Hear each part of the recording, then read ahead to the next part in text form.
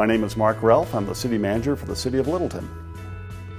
A few great things I'd like to share, and obviously a few challenges I'd also like to touch on. So prior to COVID-19, the City of Littleton had some big ambition here for us to pursue an update to our development code. We certainly were just coming off the heels of adopting our first comprehensive plan in several years, and we were all pretty excited about that. Our future looked great. Well, then COVID comes along, and much like the rest of the world here, we've had to kind of adjust to that. And so we have lost a little bit in our revenue, and so we've been looking at ways to try to manage that. And today I'm proud to report that things look much more optimistic here about where we're at financially. We still have challenges. We're expected to see about 8-9% drop in revenue here for the balance of the year. We've had to make some adjustments in all the programs and services, and so some reductions there. We see that in the library, the museum, parts of public works. Every department, quite honestly, has been touched by this. We even had an early retirement program, trying to find ways to kind of save money in the long run. The big issues that we're still pursuing, of course, is the update to our development code. Coming out of the comprehensive plan, this was probably the #1 issue that the city had to address. And we knew that we've had some issues with this historically. And so we started that process. I think COVID-19 has been a little bit challenging in trying to understand how we maintain citizen involvement with this. We're doing our best through Zoom meetings and team meetings and other kinds of virtual opportunities here for participation. The other challenge that we've got, of course, is just the financial status here, mostly in the capital project fund. We've been hearing through multiple surveys here for years that our citizens would like us to address the impacts of growth, transportation projects. Right now, that's extremely difficult for us financially in our capital project fund.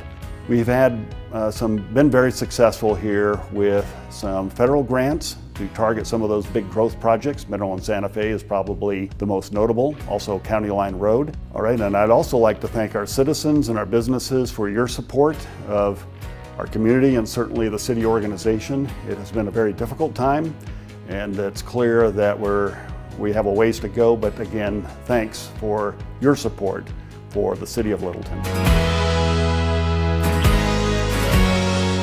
Hi, my name is Sama Fox. I'm the assistant to the city manager here for the City of Littleton. Today I'd like to help you understand how the many large projects the city works on come together. Internally, we use a leadership framework. At the heart of this leadership framework is the mission, vision, values, organizational development work done by our Human Resources Department. The rest of the framework can be thought of as a large cycle. The top of the cycle, the very beginning, is the community engagement work as well as working with council to set strategic priorities. Strategic planning efforts such as Envision Littleton, the Community Vision, Comprehensive Plan, and Transportation Master Plan are then built into our priority-based budgeting system. This system allows us to evaluate programs and services against goals and needs to best allocate funding for our community. Moving from there, each department develops plans that align with this strategic framework, as well as aligning this into individual goals and objectives before moving on to performance management and data work, as well as continuous improvement. Items such as the See-Click-Fix revised application allow staff to collect information from the community on non-emergency requests and use that data to best apply resources. For example, staff can identify hotspots that may need quicker action from any different departments. You may be wondering how you can become part of this life cycle for the city. The first thing we look for is community engagement, and there are a lot of ways to be involved. First and foremost, vote in your local elections. These are very important for us. You can always talk to your council members. Their contact information is on our website. And there's also a wealth of additional information on our website, such as our council work plan dashboard, which you can interact with and learn more about these projects. You can talk to our board and commission members or even volunteer and apply to become a board and commission member yourself. There are a number of ways to engage during council meetings via public comment or an online comment form. You can also watch our council meetings or board and commission meetings and see minutes online afterwards. And finally, we have a lot of survey tools available online and with social media. Please participate in these items as we value this feedback. Thank you for listening today. We appreciate you. Hi, My name is Ashley Bolton. I am the Director of Information Technology, as well as a newly formed role we have at the city, the Administrative Services Department. Currently in IT, we have a focus on customer service and customer success. This has really enabled us to support our citizens and employees during this COVID crisis. We've had a huge focus recently on Office 365 and rolling out our remote collaboration tools, which allow us to communicate and collaborate virtually or wherever we are that have an internet connection. In addition, we had already embarked on a laptop rollout strategy so employees could work from anywhere. That has really served us well over the past several months as we've really had to change how we work here at the city. Another big focus in IT is around cybersecurity and awareness. Given these challenging times and knowing more of our employees are remote, as well as concerned about other things, awareness and vigilance around cybersecurity can go down. A few major projects that we've been working on this year are helping our police department roll out a new records management system, as well as our community development and public works department with a new permit management system, which has allowed many of our permits to be applied now online. Another huge improvement that we've been doing here is an upgraded phone system. We recently went live last month with a cloud-based phone system that will now allow our employees to answer phone calls on their work phones wherever they are. They can use what's called a soft phone and be able to answer citizen calls from any device that has an internet connection.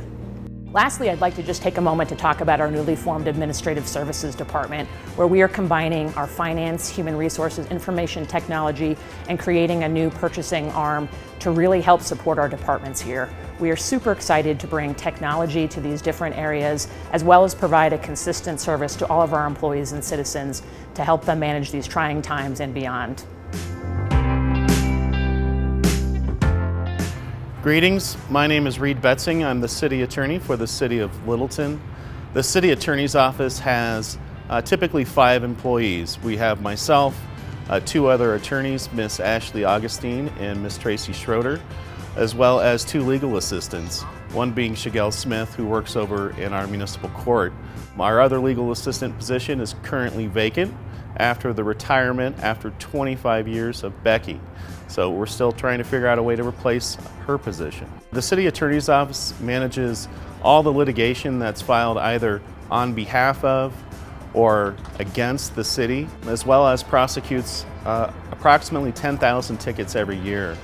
In addition to that, we provide legal advice to all the various departments within the city manager, city council, and prepare all the legal documents that go before our city council, as well as those that they don't see. Over the course of this pandemic, we've had to review close to 300 to 400 executive orders coming out of the state, the governor's office, and our local public health agencies.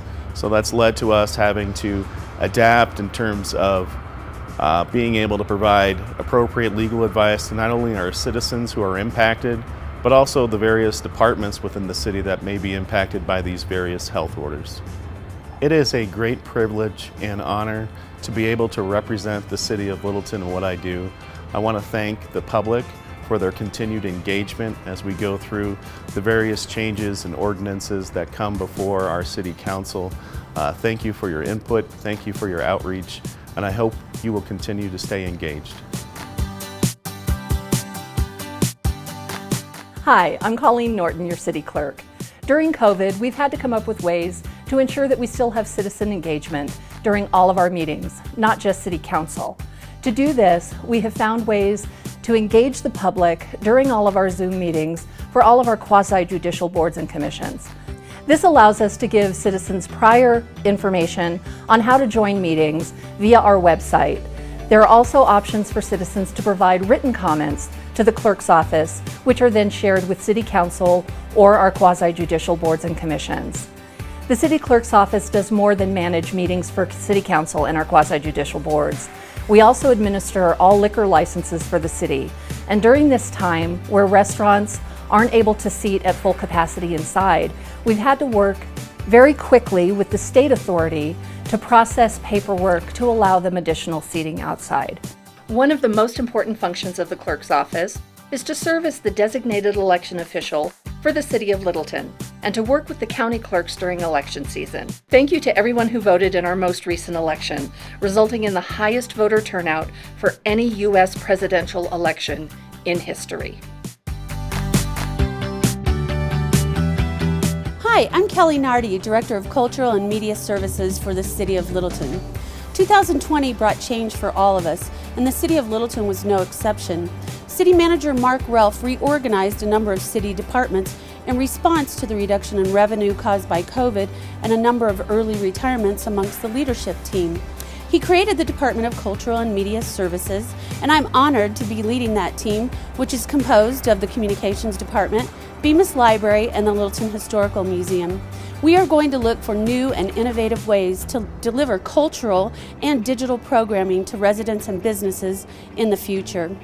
Some of the ways that we adapted this year include the creation of the Weekends on Main Street program in partnership with the historic Downtown Littleton Merchants Association. This program allowed our restaurants to be able to expand their space out into the street and onto the sidewalks so that they could make up for some of the lost square footage that was required due to the public health orders. Many of those restaurants and businesses said they might not have made it without Weekends on Main Street. Another program that we innovated is the creation of the Littleton Report online. The Littleton Report comes out 6 times a year in print in your mailbox, but due to COVID, we needed to communicate with our citizens more frequently, and the Littleton Report online was a way to do that. If you'd like to sign up for getting this digital newsletter, you can do so by going to our website, littletongov.org. And finally, we televise City Council and 6 other appointed boards and commissions.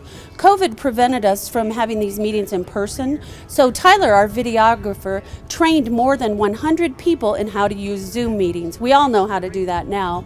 But this allowed us to continue the operations of city government, provide transparency, and also to allow citizens to continue to participate in those meetings, which is so important. So I'd love to hear from you if you have ideas or suggestions about how we can improve our services in the coming year. Please don't hesitate to contact me, and thank you for your time. Hi, I'm Jennifer Henninger, Community Development Director for the City of Littleton, and Community Development has planning, zoning, conflict resolution, building, and also code enforcement. So we have those divisions. There's about 20 of us in this department, and we do lots of different things here in the city. And this year has been no exception. With COVID, we have done great things in making good use of our time when the building was closed. In the code department, we've actually been able to close out over 900 open code cases, but we have also opened over 800 new cases since the beginning of the year. On the building department side, we have issued over 1,300 building permits, equating to about $58 million of investment in the city through building permits. On the planning side, this year we actually have so far 44 active projects that are going on. We have some large ones going on at the corner of Santa Fe and Mineral that'll be coming, and you'll see those coming out of the ground most likely next year. Also, we are doing a lot with our code. Our code is over 40 years old and definitely was in need of updating. And that was the #1 priority we heard coming out of Envision Littleton, and our comprehensive plan was to update that code. So we have been busy at work with that, doing our Phase 1 and Phase 2 amendments to both the Littleton Downtown Design Standards, as well as Title 10, which is all the zoning regulations for the city. So you will see those roll into our larger project of adopting a ULUC, and that's the Unified Land Use Code. And you will see that coming out in what we call building blocks. We just completed our downtown building block, and we'll be moving on to our mixed use and corridor building block. And just a few other things that we have going on is we're doing a lot of tech improvements and trying to make our department as user-friendly as possible. We are now accepting building permits online. Not all of them yet, but we will have that hopefully by the end of the year. You'll be able to submit all of those online. We're also doing a lot of our reviews online and all the tracking online. So it's easier for you, our citizens in our community, to be involved in all those processes. We also have a great new phone system, and we have a great new way to reach us both through a planner of the day line as well as online. We do have a lot of great things going on in the city. Most of them are captured in envisionlittleton.org, so I encourage you to go there for sure. And if you do have any questions, we are here for you. We are your community development department, so please reach out and partner with us. Hi, I'm Kathleen Osher, Community Services Director. In 2019, we ended the year with an amazing milestone of passing our first comprehensive plan in almost 30 years. That meant 2020 had a bright and ambitious future for us. We were set to take on updating our land use and zoning codes, modernizing those with best practices, and those codes were almost 40 years old. So we had a plan to transition to a unified land use code that we were moving full steam ahead. And then of course COVID hit. So we did have to rethink many things, and the organization, we had to be very agile about how we addressed all of our programs and services. We heard loud and clear the top priority from our community and council that we wanted to transition to this unified land use code. And so we were able to stay on track, on budget, and on time to continue that project. And we'll be delivering our first draft of the unified land use code June 7th of 2021. The other major initiative here at the city has been really focused on how we provide resources to help continue the path forward for many of our businesses who have been hit really hard by what's happened with COVID and the pandemic. So the city has worked on over $1 million worth of business grants and nonprofit grants to help provide some of that assistance. We've also worked very closely with our neighboring counties. Arapahoe County, for example, has also brought almost $500,000 to aid our businesses. That initiative has been so critical to being able to understand how we move the city forward, our huge reliance on sales tax, our huge reliance on healthy businesses, and we were happy to step in and provide those resources. Welcome to the Littleton Municipal Court. I'm Danielle Trujillo, the Court Administrator. Not only do we have the ability to serve the citizens in a historic building, but this year we brought our technology up to date into the 21st century. We now offer online payments for defendants. We also partnered with All Health Network. We saw the success of the Littleton Police Department and All Health Network in the co-responder program. So we provide those same types of services here. We offer defendants mental health evaluations and treatment. We also offer the ability for a mental health professional to come in and be part of their court session. We now also provide virtual hearings. This allows our staff and citizens to remain safe. You can participate in your hearing via phone, via video, or in person. We give you the opportunity to choose how you would like to have your hearing held. Thanks for your continued support. I'm Tiffany Hooten, Finance Director for the City of Littleton. 2020 has definitely been a challenging year for us here at the city. One of the first things we needed to do is try to understand what the financial impact was going to be to the city. With 78% of our tax revenues coming from sales tax, we definitely needed to monitor and watch what our revenues were coming in monthly, specifically starting in March. When we realized that we were going to have a pretty significant loss, we looked to our departments and asked them to look internally and see what things they could do strategically to reduce their budgets in 2020 and also potentially for 2021. We challenged our departments with this, and they definitely rose to the occasion. They looked internally, they made suggestions on reductions. That, coupled with discussions with the city manager's office and the finance department, we were able to reduce our 2020 budget by $2.2 million. This is pretty significant when we are expecting our losses originally could have been up to $10 million. We've revised our estimates over the last few months, and it looks like we're actually going to fare better than we anticipated. While we're still going to realize a loss, we're at least in a better place right now so that we can address that. I think one of the things that we had to address here in the finance department itself is just changing to a teleworking condition.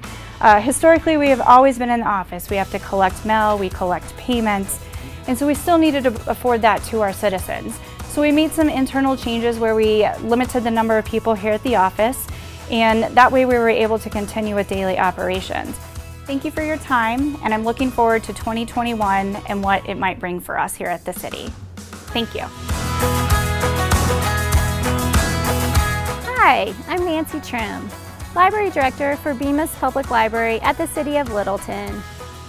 During this year, we've faced some challenging times and we've adjusted our library services during the COVID-19 pandemic. One of the things that we've done is we've transitioned all of our in-person programming to digital and remote programming and even some outdoor programming. Our children's department is delivering outdoor story times called Books and Blankets. We have digital programming for all ages, children and the families, teens and seniors.